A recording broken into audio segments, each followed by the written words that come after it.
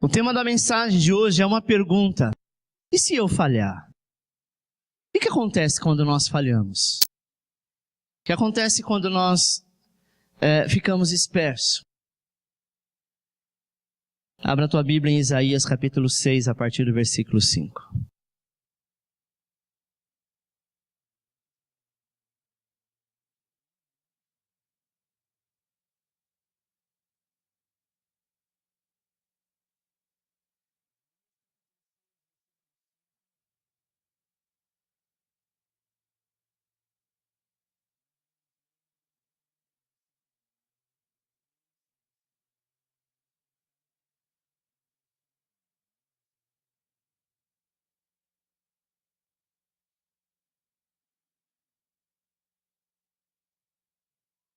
Isaías capítulo 6, versículo 5, todos encontraram? Então disse eu: ai de mim, pois estou perdido, porque sou um homem de lábios impuros, e habito no meio de um povo de impuros lábios, Os meus olhos viram o Rei, o Senhor dos exércitos. Porém, um dos serafins voou para mim, trazendo em sua mão uma brasa viva, que tirara do altar com uma tenaz. E com a brasa tocou na minha boca e disse: eis que isto tocou os teus lábios, e a tua iniquidade foi tirada e expirado o teu pecado. Depois disso ouvi a voz do Senhor que dizia: a quem enviarei? E quem há de ir por nós? Então disse eu: eis-me aqui, envia-me a mim. Então disse ele: vai, e dize a este povo: ouves de fato e não entendeis, e vedes em verdade, mas não percebeis. 1 João 2,1 está no quadro que diz assim: meus filhinhos, essas coisas vos escrevo, para que não pequeis.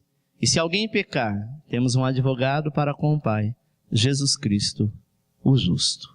Hoje nós vivemos num mundo, amado, um mundo competitivo, em que diz que aquele que está no topo é que são os melhores. E só há lugar para aqueles que estão lá no topo, sabe? E esse mundo competitivo, ele diz o seguinte, que não existe passos e nem espaço para os erros, nem para falhas. E aqueles que querem e que pretendem crescer, não podem falhar. Se nós trouxermos isso para o nosso dia a dia com Deus, nós já falhamos, sim ou não? Você já deu passos errados? Você já, mesmo sabendo que não era para fazer e você fez, já pensou se o Senhor dissesse assim: olha, a partir de agora não tem mais espaço para você porque você errou, porque você pecou, porque você traiu a minha confiança? Esse tipo de ideia, infelizmente, tem criado uma insegurança muito grande, uma mentira, uma hipocrisia, uma arrogância por parte da sociedade, e por muitas vezes quer entrar isso dentro da casa do Senhor. João diz: filhinhos, não pequeis, mas se porventura pecar, existe um advogado no céu, Jesus Cristo, o justo de Deus. É por isso que nós temos que sempre estar atento, sabe? Porque é impossível, amado, aprender sem errar. Nós precisamos errar para poder aprender. Talvez aprendemos da maneira mais difícil, mais dura, né? Tivemos que errar, quebrar a cabeça, quebrar a cara, mas faz parte do processo.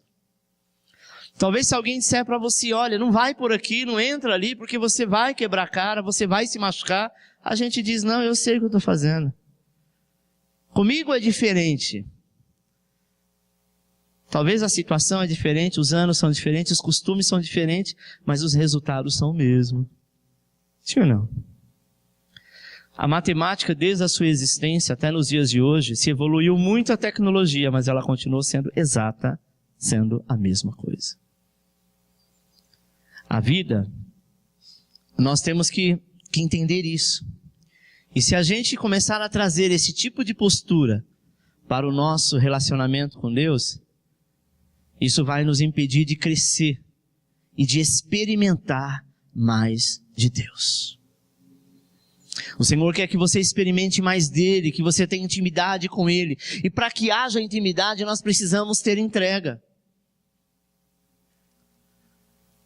Eu conheci um jovem que era da minha igreja lá, na época em Eldorado, isso há quase 20 anos atrás, que ele era muito tímido. E nós tínhamos um culto de terça-feira que chamava-se Busca do Espírito Santo. E ele tinha muita vontade de ser batizado com o Espírito Santo, mas a timidez não deixava. Como assim, pastor? Ele não adorava, ele tinha vontade de levantar as mãos, de adorar, de chorar, mas ele sempre que ele começava a entrar no Espírito, ele abria o olho e olhava para ver se alguém estava olhando para ele. Ou seja, ele estava sempre preocupado com a sua volta, ele sempre estava preocupado com a sua postura. Ele era uma pessoa super bem alinhada, né? Ele estava sempre muito bem arrumado, então, às vezes ele uma vez falou para mim, pastor, eu cheguei ao ponto de parar de orar para poder olhar para a minha roupa para ver se não estava nada amassado, se já não estava a camisa fora da calça, se eu não estava relaxado. Porque foi impregnado nele desta maneira que ele tinha que ter essa postura. E por muito tempo ele ficou na igreja, ele se tornou diácono lá na frente, e nós tivemos alguns trabalhos com ele para que ele se libertasse disso. Hoje ele é uma pessoa diferente. Mas Deus só pode entrar na nossa vida se a gente quebrar esses paradigmas. Sabe, eu não posso me importar se alguém está olhando porque eu estou chorando, porque eu estou rindo. Eu tenho que me importar que eu estou adorando, sabe? E que se eu quero chegar ao patamar mais alto, como diz a sociedade, é só na presença do Senhor. E saiba, meu irmão, que mesmo depois que você conhecer a Deus, você vai continuar errando. Eu gostaria de dizer que nós vamos orar aqui agora, que nós vamos clamar ao Senhor e a sua vida daqui para frente vai ser só de acerto. É mentira. É no erro que a gente acerta, é no erro que a gente aprende, é no erro que a gente cresce, sabe? Porque a Bíblia diz que aquele que não tem pecado, que diz que não tem pecado, na verdade ele está se enganando. Olha o que diz João 1:8. Se dissermos que não temos pecado, enganamo-nos a nós mesmos e não há verdade em nós. A palavra de Deus diz que nós temos que buscar a santidade, a ser santo, a ser separado para Deus. Mas ele não disse assim, nunca mais você vai pecar. Desde o dia que você aceitou Jesus, desde o último encontro, desde a última ceia, desde o último momento que você pediu perdão, de lá para cá algumas coisas aconteceram. É claro que o pecado na nossa vida tem que ser um acidente. Mas enquanto nós estamos aqui, amados, faz parte você ser bombardeado de todas as áreas. Faz parte você ser assediado no mundo físico, no mundo espiritual. Porque nós estamos vivos, e é isso que nos mantém vivos. A grande questão não é se vamos pecar ou não, mas como queremos viver e o que faremos quando pecarmos, quando falharmos. Se quisermos conhecer cada vez mais de Deus, nós temos que fazer algumas coisas. A primeira é saber que iremos errar. Essa é a primeira coisa. Saber que iremos falhar. Se eu quero me achegar a Deus, é saber que mesmo eu sabendo de todos os efeitos que isso acontece, de todas as coisas que podem acarretar, mas eu estou sujeito a errar. E quando eu entendo isso, eu também entendo que é como esta imagem, sabe, de uma borracha, eu errei, mas eu vou lá, peço perdão, e isso é apagado e a vida continua, e o Senhor continua me amando. O diabo às vezes quer impregnar em nós, dizendo, tá vendo, você errou mais uma vez. De que adianta você estar na igreja? De que adianta você tomar ceia? De que adianta você continuar com o teu casamento? De que adianta você continuar nesse trabalho? Que adianta alimentar esse sonho? Se já deu errado, vai dar errado, porque é no erro que a gente conserta, é que a gente acerta. Os grandes inventores, como que inventou a lâmpada, como que inventou o avião, como que inventou a roda, será que foi na primeira ele acertou? Foram vários erros. E saiba de uma coisa, amado, errar não é pecado. Pecado é quando você erra e acredita que você não tem possibilidade de avançar. Deus está te moldando para que você seja formado, mas você acha que já não tem mais jeito, então é melhor desistir. E sabe o que acontece com aqueles que desistem? eles nunca vão saber qual foi o resultado perfeito. Muitas pessoas têm a tendência de serem perfeccionistas. Não gostam de admitir os seus erros. E quando fazem, desanimam-se só pelo fato de não ter conseguido corresponder ao suposto padrão. Sabe qual é o nosso padrão de cristão? De ser pessoas que erram, de ser pessoas, sabe, que não são bem vistas. Isso é agora? Não, pastor, não, amada. Isso é desde o tempo de Jesus. Os fariseus que tinham os padrões bíblicos, chegou para Jesus e disse assim: esse teu povo come pão e nem lava a mão. Este povo não ora, esse povo não jejua, esse povo não faz nada, eles só te seguem. Jesus disse assim: enquanto o noivo está com eles, eles não precisam lavar as mãos, porque o que faz mal não é o que entra, é o que sai da boca. Eles não estão jejuando porque o noivo ainda está presente com ele, mas o dia que o noivo faltar, eles sentirão falta. Então o jejum vai trazer a aproximação. Sabe o que é isso, irmão? É o errar. Quem nunca errou, atire a primeira pedra. Mesmo aquelas pessoas que passaram anos dentro da sua profissão, anos como pai, como mãe, como avô, anos como responsáveis, anos como uma pessoa que instrui a outra, que são professores, também erram, porque faz parte. O que Deus quer falar comigo e com você nesta noite? O que fazer agora? Sacode a poeira e dá a volta por cima, porque errar faz parte do processo. Amém? O pecado não pode ser algo comum na vida do cristão. Ele precisa ser apenas um acidente de percurso. Ele é sim um grande erro. Por que ele é um grande erro? Porque ele desvia do nosso objetivo, que é Jesus. E se eu entender que o pecado está dentro disso daqui, e que errar é humano, e eu transferir a palavra errar pela palavra pecar, eu vou dizer pecar é humano? É humano. Mas persistir no pecado é burrice. Por quê? Porque nos afasta do alvo, que é Jesus. Ele nunca disse que você nunca mais iria pecar, mas ele diz: olha, se pecar, existe um advogado no céu. Você precisa de advogado todo dia? Sim ou não? Não. Advogado é quando acontece um imprevisto, é quando acontece uma ação na justiça, que você precisa de um advogado. Às vezes você precisa mais de um médico do que de um advogado. Sim ou não? Aí ele dizendo assim: filhinho, se porventura, se caso acontecer, não foi isso que nós lemos? E você pecar, existe um advogado. Mas evite esse tipo de coisa e trazer isso como algo natural na tua vida, porque isso vai te afastar do alvo. E Jesus é o grande alvo. Mas pode acontecer. Pastor, então eu errei, eu pequei, eu falhei, e por conta disso, eu estou desistindo, eu estou desanimado, eu não tenho mais força de estar na igreja, eu não tenho mais força de orar, não tenho mais força de jejuar. Eu vou te dizer o seguinte: Ele nunca virou a cara para você e nem fez cara feia porque você errou, porque você pecou ou porque você caiu. Ele pode até ter ficado triste.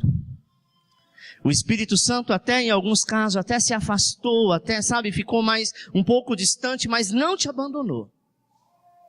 Porque ele sabia que no dia que ele te chamou e que você levantou a mão dizendo: Senhor Jesus, eu te aceito, ele sabia que no dia X, do mês tal, na hora tal, no momento tal, com a pessoa tal, ou do estado tal, você iria errar, iria cair. Ele sabia antes mesmo que você fizesse. E ele te amou mesmo assim. Amém?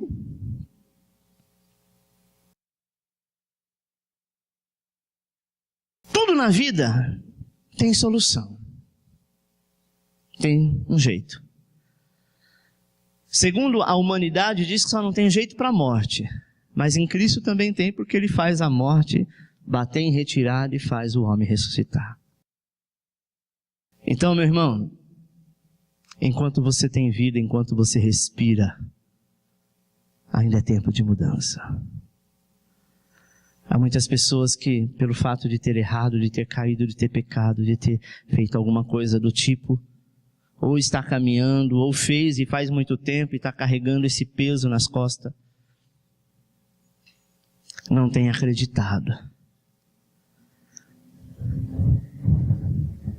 A pergunta é, o que fazer se pecar? Letra A.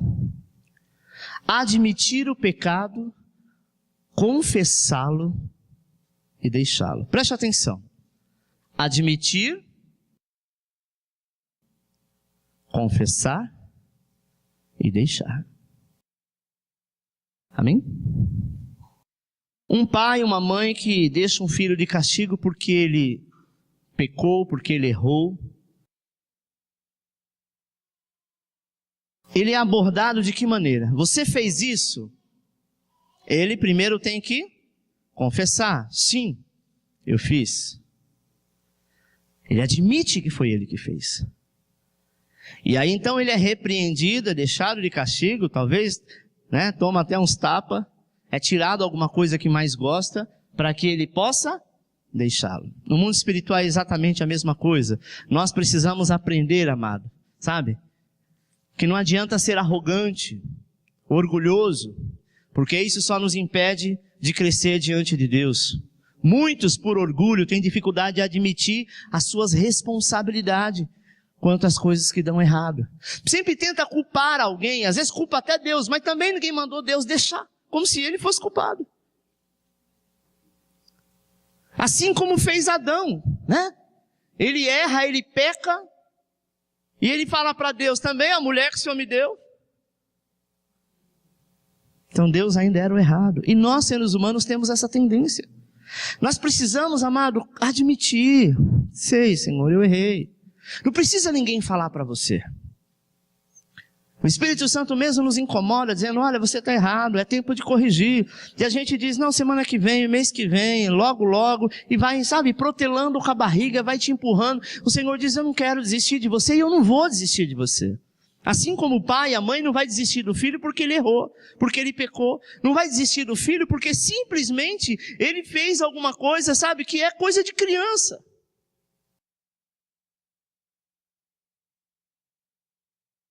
Tem coisas que os nossos filhos fazem quando criança que é engraçado. Não é verdade? Dependendo da idade. Não é engraçadinho? Essa semana eu ri com meu neto, porque ele diz assim, vô, o Paul quer papá. Eu disse, o quê? O Paul quer papá. Eu disse, quem quer papá? O Paul. Quando eu olho, ele está com o celular na mão. Dizendo que aquele bichinho, o Paul, queria papá. E eu achei engraçado que ele só tem 2 anos. Como que ele sabe que o Paul quer papá? Não é? Ele poderia estar falando alguma outra coisa que fosse feio.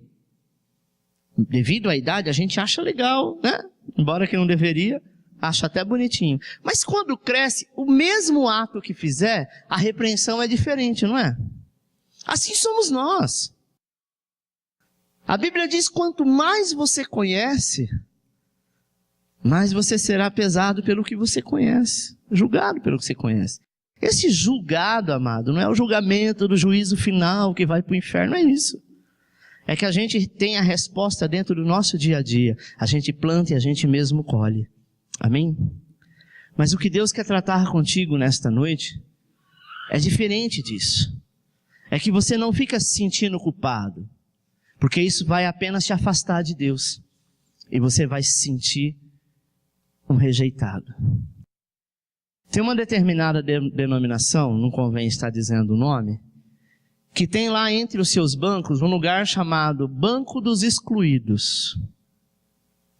Se essa pessoa comete um pecado, exemplo, pecado de adultério, eles dizem o seguinte, que essa pessoa precisa estar na igreja, mas nunca mais ela terá a presença do Senhor. E dependendo do caso, até não haverá salvação. E detalhe, ela não volta mais para o hall de membros, ela vai ficar naquele banco e todo mundo que olhar vai ser taxado, olha lá, aquele lá errou, aquele lá pecou. Eu imagino Jesus olhando para nós aqui na terra, sabendo que nós somos sujeitos ao pecado, e diz assim, olha, eu vou passar perto do Alexandre, da Maria, do Joaquim, e não vou nem tocar neles. Todo mundo vai estar na igreja de mãos levantadas, adorando. Eu vou tocar na Maria, que é uma santa, no Joaquim, que é um santo, mas no Pedro, o Pedro vai ficar no gelo puro. Você consegue ver um Deus dessa maneira? Sabe, irmão, Deus faz ao contrário. Ele se move para tocar naquele que virou as costas para Ele, porque Ele nos ama de tal maneira que Ele nos quer frente a frente com Ele, lado a lado. Às vezes nós ficamos assim, agora, Senhor, o que fazer? O Senhor te diz, confessa, admita, deixa esse erro, sacode a poeira, levanta a cabeça e vamos que eu estou contigo. Amém, irmão? Lembra-se, o pecado não te desqualifica, mas o orgulho e a soberba sim. Amém? A dificuldade, amado, em admitir a nossa atitude pecaminosa, essa sim nos afasta de Deus. Quando você procura um advogado, ele fala, olha, sou eu e você. Eu preciso saber de toda a história para me defender a tua causa, ainda que você esteja errado. Ainda que você seja o culpado. Eu preciso saber tudo o que aconteceu, porque eu não posso ser pego de surpresa diante do tribunal, não é assim? Se você contrata um profissional, você assina um termo dizendo que você vai passar para ele toda a informação para que ele tenha legalidade de continuar. Você já viu casos de advogado que abandona o cliente porque ele descobre no meio do processo que o cliente não falou determinadas coisas que eram importantes para ele? Então ele quebra o contrato com toda a autoridade, porque se ele não tem todo o respaldo para poder trabalhar, ele diz, você me enganou, então eu não trabalho mais para você. E o cliente tem que arrumar outro. A Bíblia diz que o Senhor é o nosso advogado. Então se eu não admitir o pecado, se eu não confessar e se eu não deixar, o Senhor não tem como ter o sangue nos justificar e nos purificar. E aí nós vamos ficar com aquele sentimento de retaliação, dizendo que Deus não vai nos perdoar, Deus não nos abandona, Deus não vai nos abençoar, vai nos abandonar. É mentira. Tem gente que pede perdão para Deus, mas esta pessoa não se perdoou. Vai passar 200 ceias, vai passar por 200 encontros, vai passar por 200 momentos de oração e vai continuar pedindo perdão pelo pecado que lá atrás o Senhor diz, já está quitado, está pago. Só que a pessoa não se perdoa. Por que ela não se perdoa? Porque ela não admite que aquilo era pecado. E quando admite, diz, mas eu também não pequei sozinho, se não fosse o fulano de tal, eu não estava assim. Você está entendendo? Sabe, amada? Nós precisamos mudar o foco. 2, continuar a seguir a Jesus e mudar. Como dissemos, o pecado tem que ser um acidente de percurso na vida do cristão. Quando você sai com seu carro, você sai dizendo assim, tomara que no meio do caminho bata o carro, atropela alguém e vira um tendel. Ninguém quer isso, não é? Assim é o pecado. Ninguém quer pecar. Sabe que acontece. Só que tem pessoas que já saem pensando no pecado, e o pecado vai acontecer. Agora, quando ele é um acidente de percurso, ele aconteceu, ele atravessou no teu caminho, sabe? Ele é diferente daquele que você sai de casa projetando. E mesmo esse sendo projetado, Deus pode nos perdoar como aconteceu com Judas. Jesus disse, eu sei que você está maquinando aí. Por causa de 30 moedas de prata, você vai me vender. Você vai trair a minha confiança. E ainda diz, aquele que molhar o pão no meu prato e comer, esse é o que vai me trair. E Judas continua fazendo. Sabe, irmão? Como você quer viver? Você quer viver para fazer a vontade de Deus? Ou para fazer aquilo que você quer? A resposta sincera a essa pergunta Mostra-nos se amamos mais a Deus ou se amamos mais ao pecado. A presença de Deus é muito gostosa. É triste dizer isso, mas o pecado também é. A pessoa quando está no pecado, ela não consegue deixar, ela diz, não, só hoje. É igual quando ela usa droga. Hoje é o último dia, o último trago. A última dose. E ela vai protelando achando que ela vai, conseguir dominar. E na verdade ela está dominada. Mas o pecado tem que ser radical. E nós temos que ser radical como ele também é. Ele tem a tendência a ser muito radical, de tomar a nossa vida. E nós temos o controle de dizer, eu não quero. Ainda que a sua carne está desejando, você precisa bater de frente e falar, comigo não. Muitos dizem, amado, que preferem até deixar de seguir ao Senhor, porque não gostam de ter que obedecer. Eu conheci nessa trajetória cristã muitos músicos, muitos obreiros, muitas pessoas que deixavam a igreja, vinha já de outra igreja em rebeldia, ficava conosco um tempo, depois ia embora, porque não gostava de dar satisfação. Dizia assim, eu sou livre, Jesus me fez livre e eu não tenho que dar satisfação para ninguém. Nem a pastor, nem a diácono, nem a líder, nem a nada. E aí saia daqui, ia para outro lugar, de lá ia para outro lugar. E na vida nós temos que dar satisfação em tudo. Não é verdade?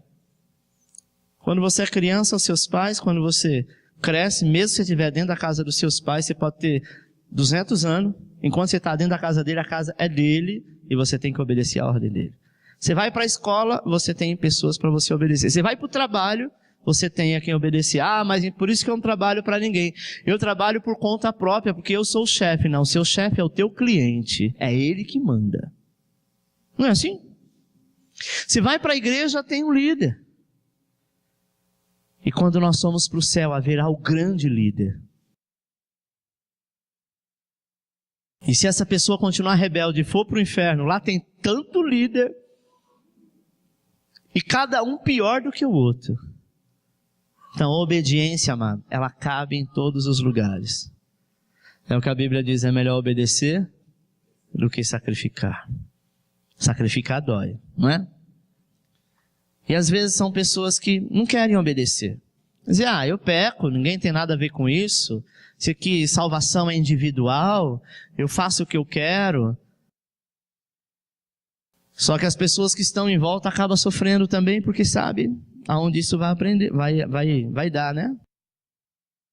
Na vida com Deus, amado, ou você vence a sua carne e aprende a obedecer, ou infelizmente servirá como escravo o pecado a vida toda. Talvez de uma maneira religiosa, enganando a si mesmo. A pergunta é, o que você quer? Seguir a Jesus e fazer a vontade de Deus? Lembre-se, sua falha não te desqualifica. O seu orgulho, sim. Eu não serei desqualificado por conta que eu errei ou porque eu falhei. Mas se eu for orgulhoso e não confessar e ser prepotente, arrogante, isso sim vai me desqualificar. Porque a Bíblia é muito clara que diz que Deus não dá graça ao soberbo. Olha o que está escrito em Tiago 4,6. Antes, Ele dá maior graça. Portanto diz, Deus resiste aos soberbos, mas dá graça aos humildes. Então quando nós nos humilhamos, sabe, dizendo, Deus, estou eu aqui pela 18ª vez te pedindo perdão pelo mesmo erro que eu falei ontem que eu não ia fazer.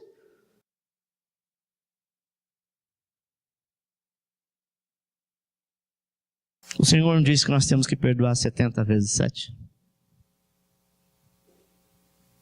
Quanto que é 70 vezes 7? 490? É isso? Tinha ou não? Cadê os matemáticos Oswaldo Souza? 490, então chegou 490, 491, eu já não perdoo mais. Não, isso é até meia-noite. Depois da meia-noite zera tudo e você precisa perdoar de novo. Se o Senhor diz que nós somos habilitados a perdoar, é porque Ele é milésimas vezes mais, como eu posso usar a palavra? Mais fiel, mais compreensivo do que nós, seres humanos. Então, meu irmão, se o pecado é um acidente de percurso, confesse, admita e deixe, porque aí o Senhor é contigo. Amém?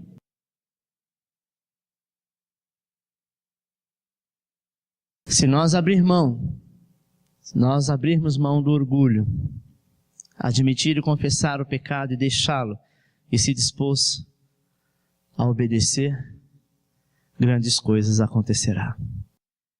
E se você realmente entendeu o que a palavra de Deus fala contigo, se coloca de pé que eu quero orar por você.